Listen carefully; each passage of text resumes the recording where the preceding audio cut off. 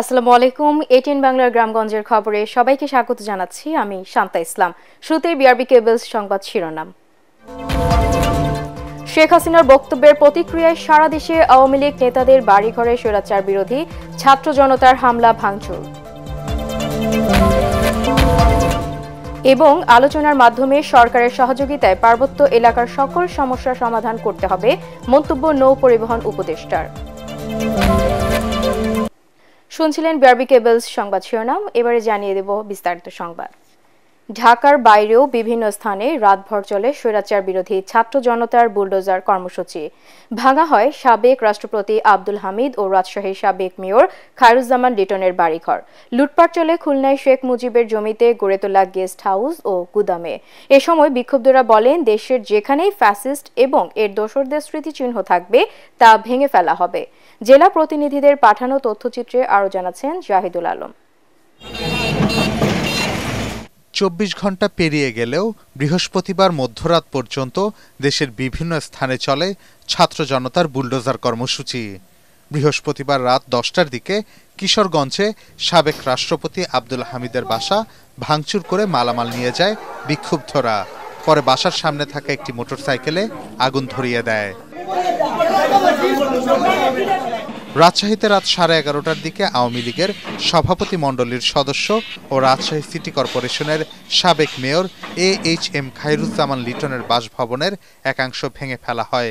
এ সময় বিক্ষুব্ধ জনতা বলেন, দুর্নীতির টাকায় গড়া বাড়িটি পুরোপুরি গুড়িয়ে দেয়া হবে। দিনাজপুরে রাত 12টার দিকে Basuniapatti Awami League party office bulldozer দিয়ে গুড়িয়ে দেয় বৈষম্য বিরোধী ছাত্র জনতা। রাতে মাগুরায় পৌরসভার সাবেক মেয়রের বাড়ি ভাঙচুর ও পরে আগুন ধরিয়ে দেয়া হয়েছে। এ সময় ছাত্র জনতা বলেন, জুলাই আগস্টে যারা হত্যাযজ্ঞ চালিয়েছে এই বাংলায় তাদের থাকতে দেয়া হবে না। এদিকে খুলনার দিঘলিয়ার নগরঘাট এলাকায় শেখ হাসিনার পৈতৃক সম্পত্তিতে গড়ে তোলা গেস্ট হাউস ও গুদাম ভাঙচুর এবং এতে লুটপাট চালিয়েছে স্থানীয়রা। এ সময় শেখ হাসিনা ও আওয়ামী লীগ বিরোধী বিভিন্ন স্লোগানে কেঁপে ওঠে গোটা এলাকা। জাহিদুল আলম, এটিএন বাংলা।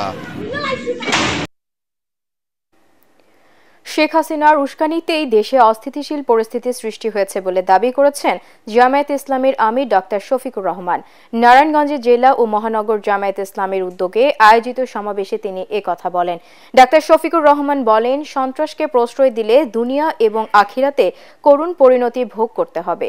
নারায়ণগঞ্জ প্রতিনিধি আব্দুস সালামের রিপোর্ট, জানাচ্ছেন ফজলে রাব্বি। নারায়ণগঞ্জের ওসমানী পৌর স্টেডিয়ামে জেলা ও মহানগর জামায়াতে ইসলামের উদ্যোগে আয়োজন করা হয় এই মহাসমাবেশের। এতে প্রধান অতিথির বক্তব্যে দলটির আমির ডাক্তার শফিকুর রহমান বলেন, নারায়ণগঞ্জকে সন্ত্রাসের অভয়ারণ্য করে রাখা হয়েছিল। 72 ফুট লম্বা ব্যানার লাগিয়ে জামায়াতের আমির গোলাম আজমকে নারায়ণগঞ্জে প্রবেশ নিষিদ্ধ করেছিল আওয়ামী লীগ নেতা শামীম ওসমান। তার বর্তমান অবস্থান নিয়েও প্রশ্ন করেন জামায়াত নেতা। এই অধ্যাপক গোলাম আজম সাহেবকেই তিনি নিষিদ্ধ ঘোষণা করেছিলেন নারায়ণগঞ্জের মাটিতে। যে ভাই নিষিদ্ধ ঘোষণা করেছিলেন, আজকে তিনি কোথায়? তিনি কি নারায়ণগঞ্জে আছেন? অহংকার ভালো জিনিস নয়। গর্ব অহংকার করতে নাই, দাম্ভিকতা দেখাতে নাই, ক্ষমতার জোরে ছড়ি ঘুরাতে নাই, মানুষকে খুন করতে নাই, সন্ত্রাসকে প্রশ্রয় দিতে নাই, সন্ত্রাসীদেরকে লালন করতে নাই। বিগত আওয়ামী লীগ সরকার প্রশাসন, বিচার ব্যবস্থা সহ সাংবিধানিক প্রতিষ্ঠানগুলোকে ধ্বংস করেছে বলে জানান জামায়াতের আমির। দেশের বর্তমান অস্থিতিশীল পরিস্থিতির জন্য শেখ হাসিনাকে দায়ী করে তিনি বলেন, ভারতে বসে উস্কানি দিয়ে বাংলাদেশের পরিস্থিতিকে অস্থিতিশীল করা হচ্ছে। তারা পালিয়ে গিয়েও দেশকে অস্থির করার জন্য মাঝে মধ্যেই উস্কানিমূলক কর্মকাণ্ড করে থাকে। সুতরাং উস্কানির কারণে যত পরিবেশ সৃষ্টি হবে তার সমুদয় দায় উস্কানিদাতাদেরকেই নিতে হবে।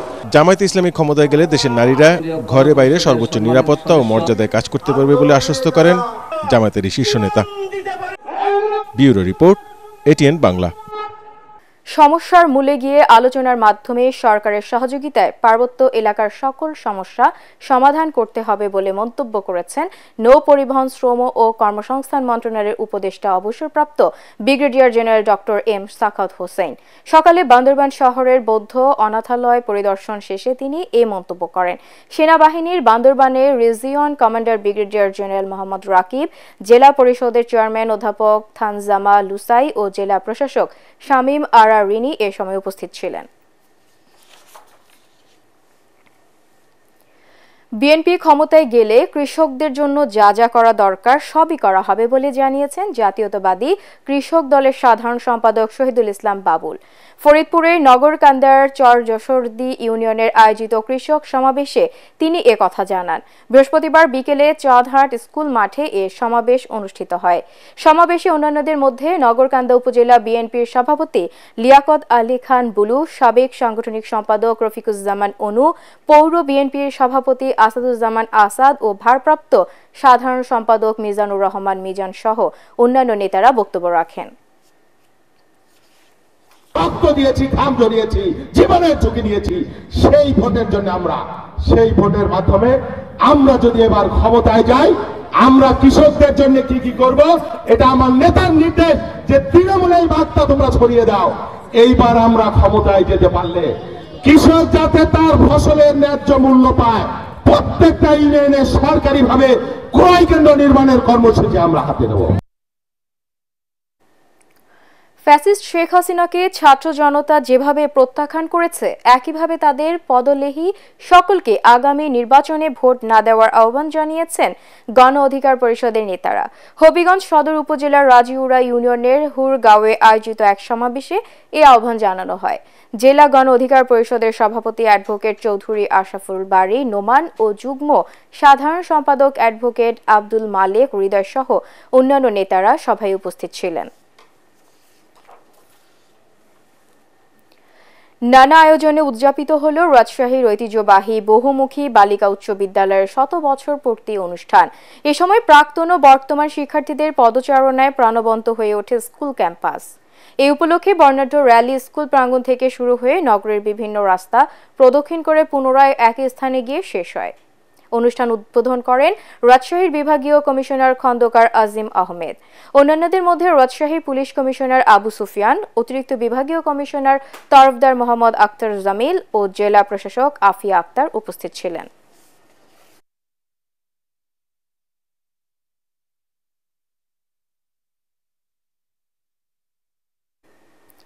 পরবর্তী সংবাদ দেখার আমন্ত্রণ জানিয়ে এখনকার মতো শেষ করছি। এটিএন বাংলার সংবাদ ইউটিউবে দেখতে ব্রাউজ করুন youtube/ATN Bangla News। ধন্যবাদ।